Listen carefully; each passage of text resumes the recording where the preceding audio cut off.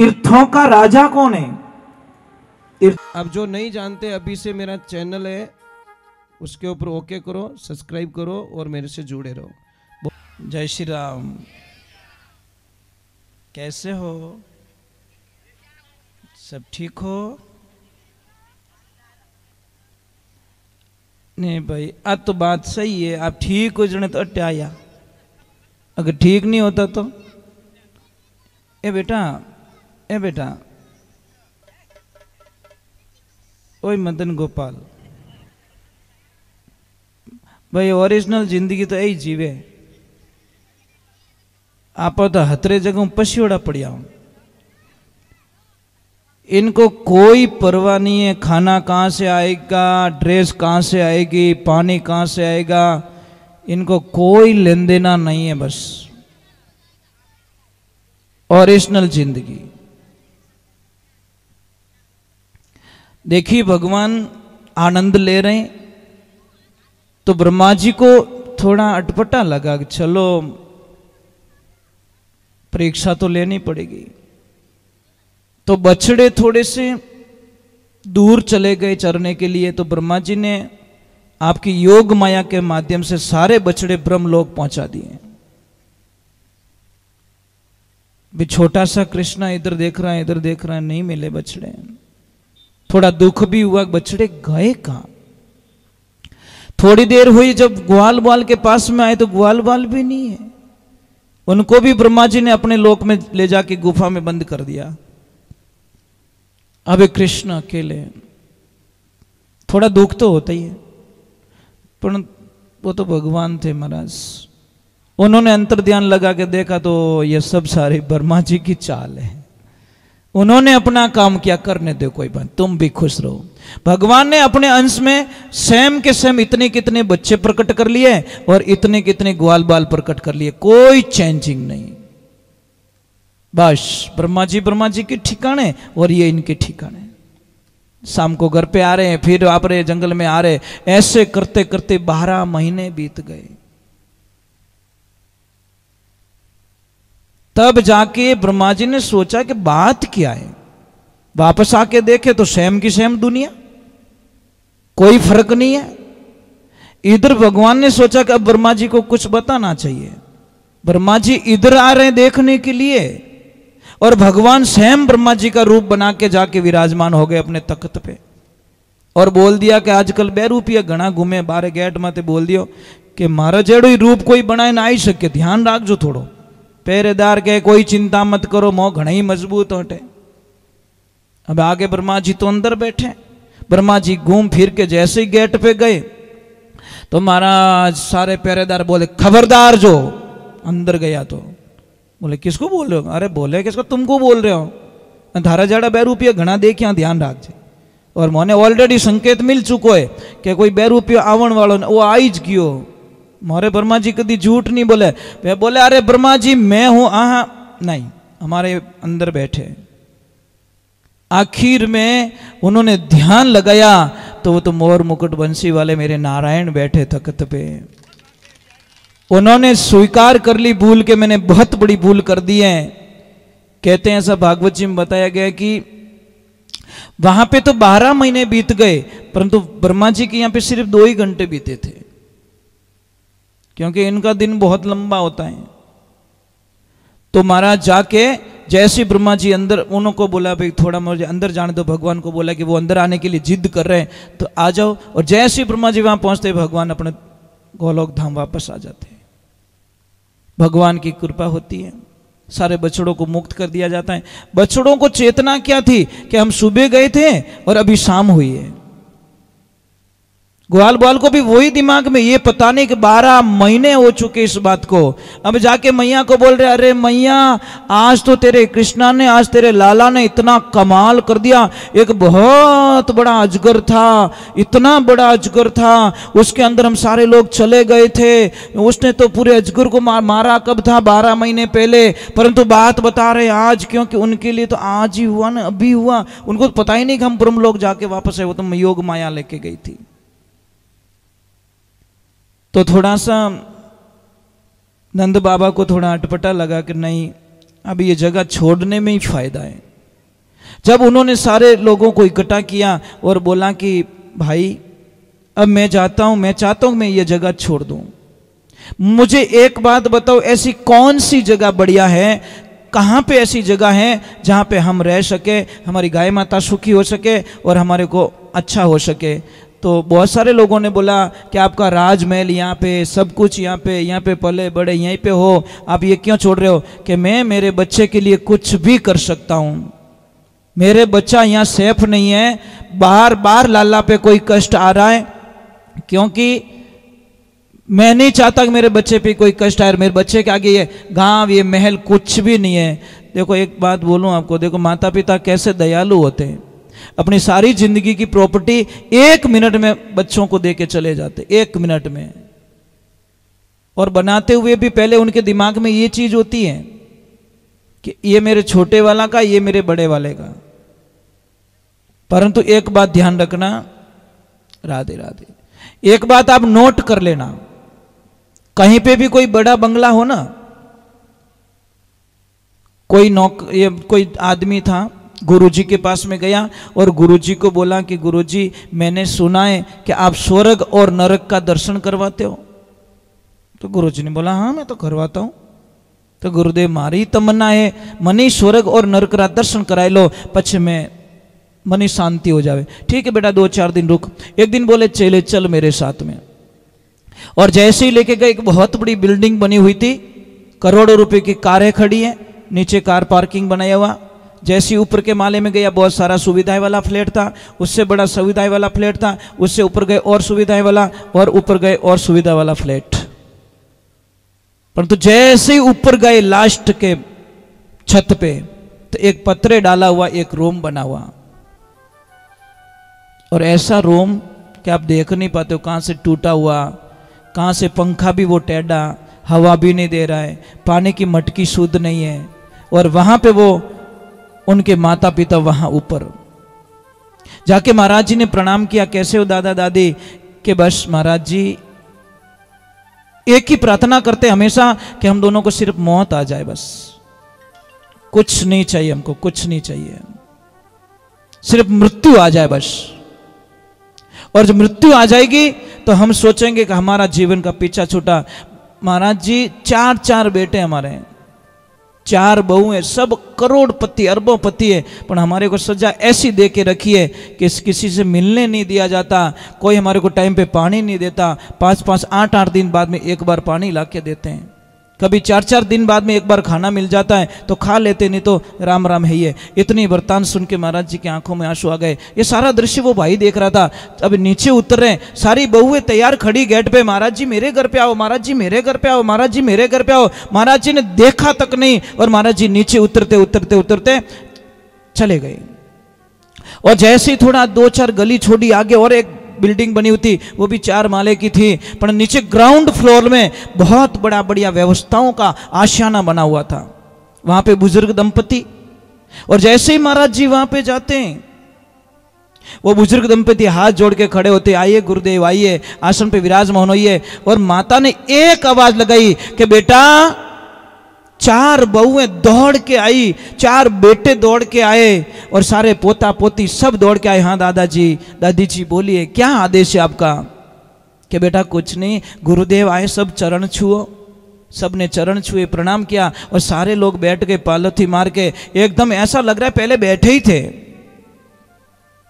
महाराज जी ने वहां पे भी प्रणाम किया, वहां पे कुछ थोड़ा पानी आनी पिया, और फिर चेले को लेके चले गए। चेले ने 2-3 दिन बीतने जाने के बाद में वापस पूछा कि गुरुदेव मारो ही तो काम कर लो, मैं किन काम अठे आयो, मने इतो तो बता लो। चल गुरुदेव क्यों बेटा, 4 दिन पहले बताए तो चुकूं तने मैं, 4 दिन पहले तुझे स्वर्ग और नरक के दर्शन करवा के लाया हूं। कि कहां गुरुजी? जब हम पहले गए थे, जो सबसे दुखी थे, ऊपर उनको पानी की भी व्यवस्था बराबर नहीं थी, और 4 बेटे करोड़पति थे, वो बूढ़ा बूढ़ी नरक में जी रहे थे, और जब सेकंड में वहां पे दर्शन किया तो वो दोनों स्वर्ग में जी रहे। यहीं पे स्वर्ग है और यहीं पे नरक है। एक बात का ध्यान रखना महापुरुषों, अगर आपके बच्चे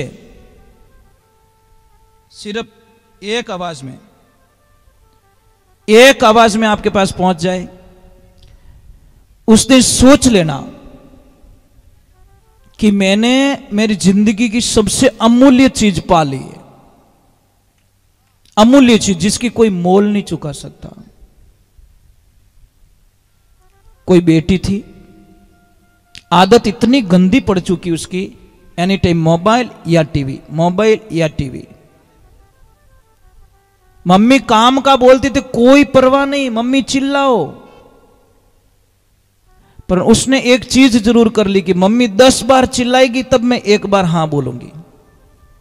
उसने अपने नियम में लिख दिया। एक दिन का समय का संजोग होता है, टीवी देख रही, मोबाइल में लगी, किसी से बातें कर रही थी। भगवान की ऐसी लीला हुई, मम्मी बाथरूम गई स्नान करने के लिए और जाती जोर से आवाज लगी, बेटा। तो बेटी ने क्या बोला, अभी तो एक ही बार चिल्लाई है, वो 9 बार और काउंट बाकी पड़ा है, परंतु वापस आवाज आई नहीं। आधा घंटा बीत गया कि मेरी मां ने आवाज नहीं दी, वो तो 1 मिनट में 10 का काउंट पूरा कर लेती है, अभी तो आधा घंटा हुआ, वापस कोई रिपीट नहीं आई। तो जाके देखती है बाथरूम के पास में, तो नल चालू है, पानी चालू है, बाहर से आवाज लगी, मां मां मां मां, तो आवाज ही नहीं आ रही अंदर से। लोगों को बुलाया, मेरी मां को क्या हो गया, आवाज नहीं आ रही। जैसे दरवाजा तोड़ा तो मां तो गिरी हुई नीचे, वो कहां साबुन पड़ा था बाथरूम में, पैर लग गया, अनबैलेंसिंग हो गई, इतनी जोरदार चोट लग गई कि वो एक ही आवाज दे पाई। तब उस बेटी ने सोचा, काश मैं एक आवाज में दौड़ जाती तो शायद मेरी मां को मरने नहीं देती। एक आवाज। इसलिए जिंदगी में ध्यान रखें, जो माता पिता की जो आवाज होती है ना, वो सिर्फ परमात्मा की आवाज होती है। उस भगवान के लिए आप लड्डू ले जाते हो, ये ले जाते हो, ये ले जाते हो, कभी प्रेम से पापा मम्मी के लिए कभी कोई चीज पैक करवाई, ये मेरे पापा को बहुत पसंद है, ये मेरी मम्मी को बहुत पसंद है। अरे माँ बाजार जाती है साहब, पहले बच्चों को क्या पसंद है, कौन सा फ्रूट मेरे बच्चे को पसंद है, क्या खाएगा वो घर पे जाके, मम्मी वो पैक करवाती है। मुझे क्या पसंद है वो नहीं, मेरे बच्चों को क्या पसंद है वो चीज पैक करवा के घर पे लाती है। पर वही भाव बच्चों का होना चाहिए कि मेरे पापा और मेरे मम्मी को क्या पसंद है। यहां पे बहुत सारे लोग बैठे हैं जो बोल नहीं पा रहे पर अंदर से अंदर घुट रहे। कड़वा सत्य है, ध्यान रखना। आप बोल भी नहीं पाओगे मारो बेटो और मारी बेटी कहना में नहीं है, किन्ने कहो पंच भेड़ा करो कि गांव में टिंडोरो पिटाओ कि मारी बेटी कहना में नहीं है, थोड़ो ध्यान रख जो गांव वालों कह सको। हिम्मत नहीं है इतनी कि मारो बेटो ही कहनो नहीं, मने थोड़ो बाप जी ध्यान रख जो मारू बाहर निकल गो, आउट निकल गए नहीं, वो बात को पूरी दबाने की कोशिश करेंगे कि कटी मिनकन ठा पड़ जावेला। वारे कृष्णा वारे कृष्णा वारे कृष्णा। इसीलिए तो कहा कि अरे इन दुनिया रे माए माँ बाप भगवान कवीजे, दिन उगता ही पहला नाम थू उणरो लीजे, सेवा करेला माँ बापरी हो जावेला बेड़ो पार, जीव दुखावेला तू माँ बाप रा डूबेला मझधार वे तू भगवान कवीजे। एक बात का ध्यान रखना है, ईश्वर का मतलब बता दीजिए मुझे। ईश्वर यहां पे देखो बहुत बड़ी राज की बात, इस यहां पे शब्द रुक रहा है, थोड़ा स्टॉप कर रहा है, इस फिर वर लग रहा है, ये बता दो मुझे ईश्वर का अर्थ क्या होता है। हम रोज कहते हैं ईश्वर की मर्जी ईश्वर की मर्जी ईश्वर की मर्जी, पर ईश्वर कहते किसे, ये तो बता दो इनको। नहीं, ये तो कहता मेरा नाम ही नहीं है। तो इसका मतलब होता है स्त्री, और स्त्री के पति को कहते वर, माता पिता। ईश्वर माता पिता को ही ईश्वर का रूप दिया गया है। लोग समझते नहीं है ना। अभी नंद बाबा ने यही विचार किया कि नहीं मेरा बेटा यहां सेफ नहीं है, चलो हम जाते हैं। तो किसी ने सुझाव दिया कि वृंदावन धाम ही ऐसा धाम है, वहां पे हम सब आनंद से रह सकते हैं। तो वहां से वृंदावन के लिए प्रस्थान करते हैं। ब्रह्मा जी को चमत्कार दिखाते, ब्रह्मा जी की जो अंधविश्वास था उनको उनके प्रति कि नहीं ये भगवान नहीं हो सकते, उनको भी पता चल गया कि ईश्वर है। वृंदावन की तरफ जाते हैं। वृंदावन कौन कौन है? वृंदावन, वृंदा कौन है वृंदा? कौन है बताओ? अरे आपने हजारों बार भागवत सुनी है, आप सब, आप मुझे ये जो ग्रुप लग रहा है ना आगे का, ये मुझे मैं पता चल देता चेहरे से कि ये सुनने वाले हैं, मुझे ऑटोमेटिकली पता चल जाता है। क्यों लगता है कि आपके जो हाव भाव होते हैं ना चेहरे के, वो ऑटोमेटिकली कह देते कि नहीं इसको कुछ पता है। तो वृंदा किसे कहते हैं? कौन है वृंदा? बस अरे गई रे गई भैंस पानी में, ब्याह करियो उनके बींद कुणी को तो ठाई को नहीं, फेरा फिरिया में अपन मारो बींद कुणे ओ ठाको नहीं। अरे वृंदा ये रही, ये कौन? ये रही वृंदा। समझ में आ रही नहीं? यही वृंदा है। और इसी ने भगवान को कहा था कि आप कब मिलोगे? इसके वचन के कारण मेरे श्री नारायण वृंदावन में आश्रय लेते हैं। और वृंदावन कौन है? तीर्थों का राजा कौन है? तीर्थों का राजा कौन है?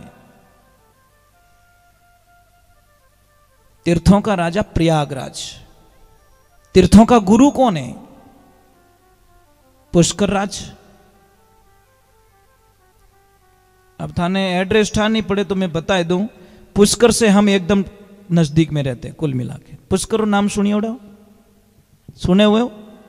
ठीक है, पुष्कर के पास में रहते हैं, नजदीक है। जब पुष्कर जाते हो हमारे वहां पे होके निकलना पड़ता है।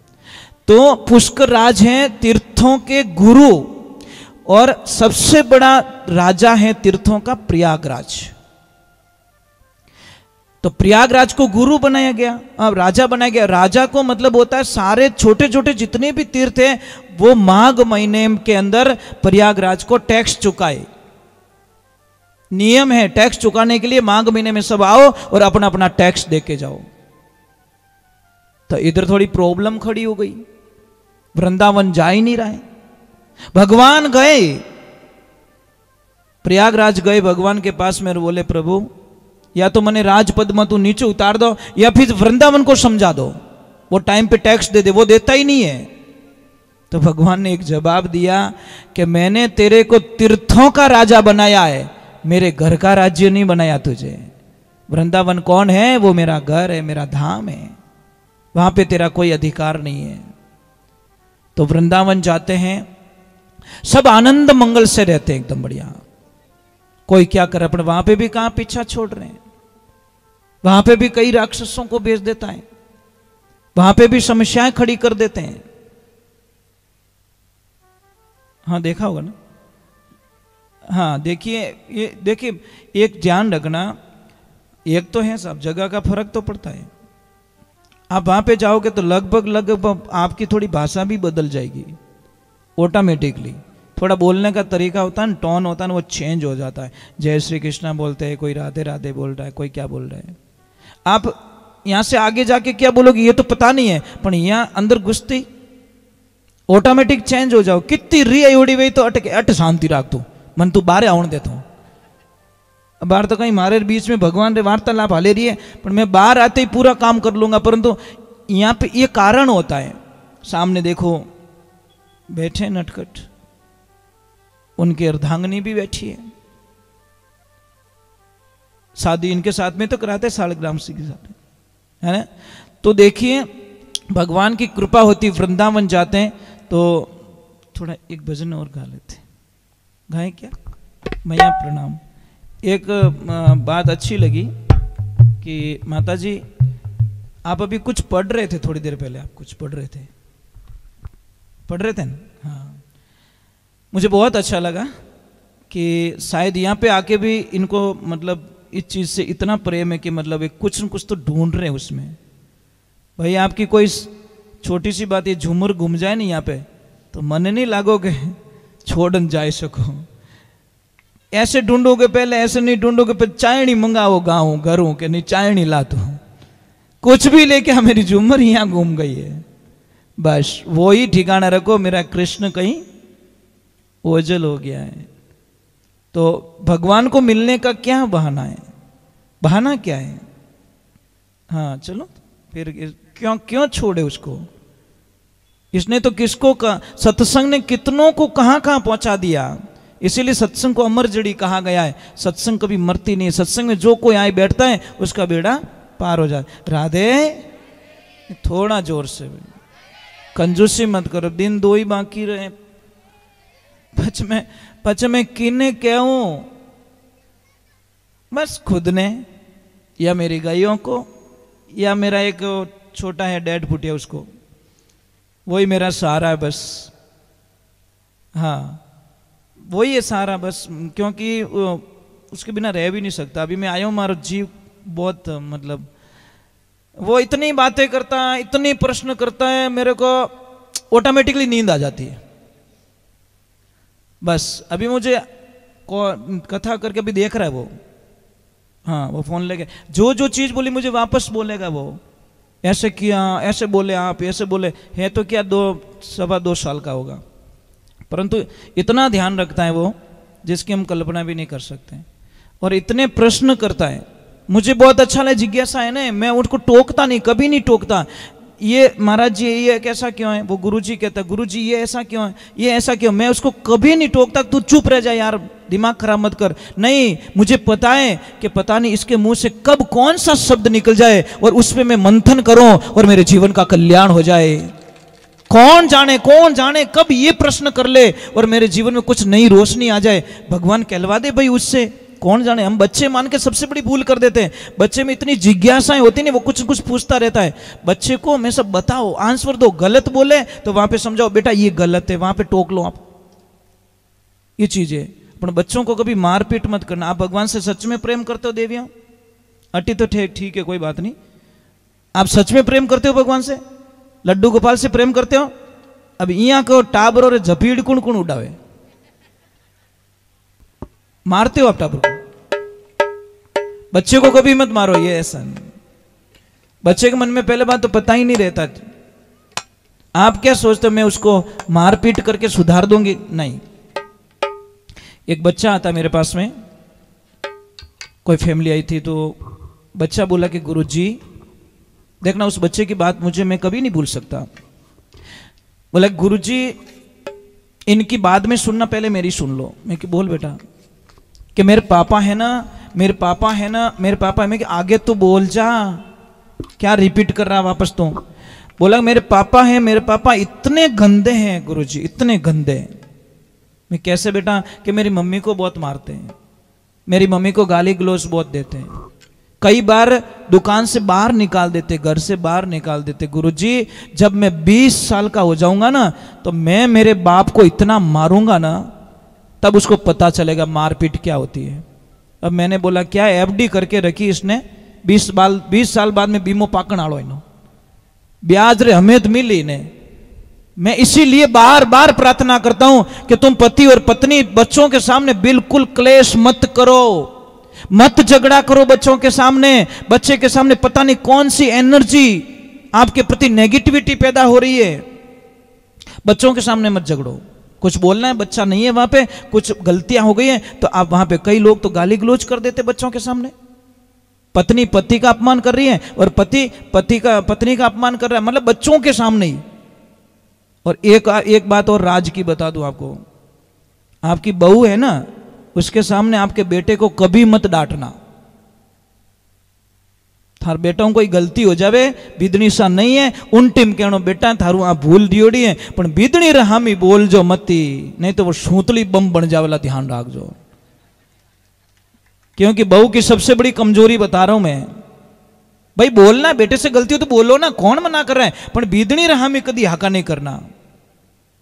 और एक और पॉइंट बताऊं राज की बात, बीदनी रहामी, बीदनी पापा मम्मी री परिवार री कदी निंदिया नहीं करनी, कदीस नहीं। हामी कहनो बेटा थार मम्मी बहुत अच्छा है, थार पापा बहुत अच्छा है, थार भाई भाभी बहुत अच्छा है, कदीस नहीं कहनो थार पापा मम्मी एड़ा है। क्योंकि आपने ही सहन नहीं रेवे तो उन बंदी ने की कर सहन हो जाई।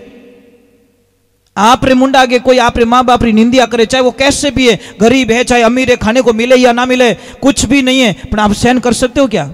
पर कई कई तो इतने अच्छे लोग होते हैं, डायरेक्ट थार बाप यूं, तारी मम्मी यूं। क्यों भाई? वहां पहुंच गया, यहां दिख भी नहीं रहा है। ये बातें बहुत छोटी, ध्यान रखना, मेरी बातें मजाक की भी है और थोड़ी गहरी उतारने की भी है, इससे घर टूट जाते साहब। छोटी छोटी बातों में बहुत विकराल रूप। एक आग लग गई समझो यहाँ पे, वहां पे बुझाने से नहीं बुझ रही तो जल्दी से यहां से टेंट खोल दो। समझदारी ये, यहां से खोल दो ताकि उधर उधर का ही वो जला वो ही चलेगा। वो तो क्या ला ला पानी टैंकर आवे आवे जित लपेटो ले लियो हगड़ो। बुद्धिमान व्यक्ति क्या करेगा, बीच में से काटेगा उसको, जल्दी से वहां से हटा देगा ताकि अगले को बचा सके। और होशियार आदमी क्या करता है, बात बिगड़ने वाली है वहीं पे बात को स्टॉप कर देता है। बात को स्टॉप करना मतलब टेंट को लेना, यही तो मैं समझा रहा हूं आपको। तो भगवान की कृपा, वृंदावन और भगवान का थोड़ा कुछ बहाना भी ढूंढ लेते हैं, चलते हैं कृष्णा के चरणों में।